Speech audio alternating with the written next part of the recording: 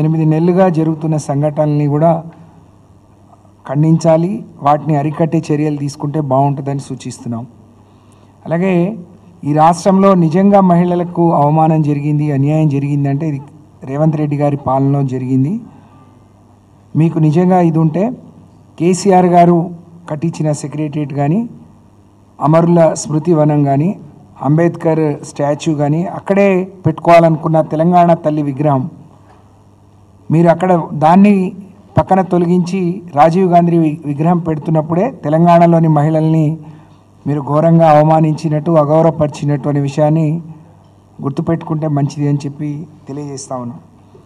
అలాగే మరి ఈరోజు రుణమాఫీ గురించి, హరీష్ రావు గారి రాజీనామా గురించి డిమాండ్ చేసే ముఖ్యమంత్రి గారు ఒక్కసారి ఆలోచించాలి. నిజంగా రాజీనామా చేయాల్సి వస్తే రేవంత్ రెడ్డి గారు రాజీనామా చేయాలి.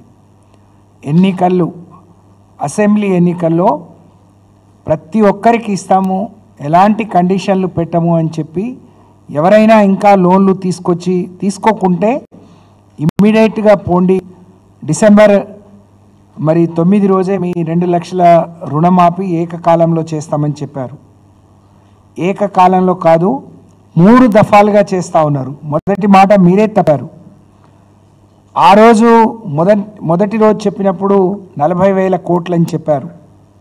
తర్వాత జరిగిన క్యాబినెట్లో 31 కోట్లు ఇస్తాము. అలాగే ఈ క్యాబినెట్ కమిటీ కూడా అందరి అభిప్రాయాలు సేకరిస్తుంది.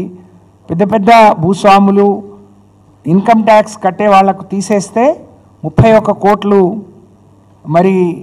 రుణమాఫీ సరిపోతుంది అని చెప్పి క్యాబినెట్ తర్వాత స్వయంగా రేవంత్ రెడ్డి గారు చెప్పారు. కానీ బడ్జెట్ వచ్చే నాటికి 26 కోట్లకే 26,000 కోట్లు మాత్రమే కేటాయించుకున్నారు.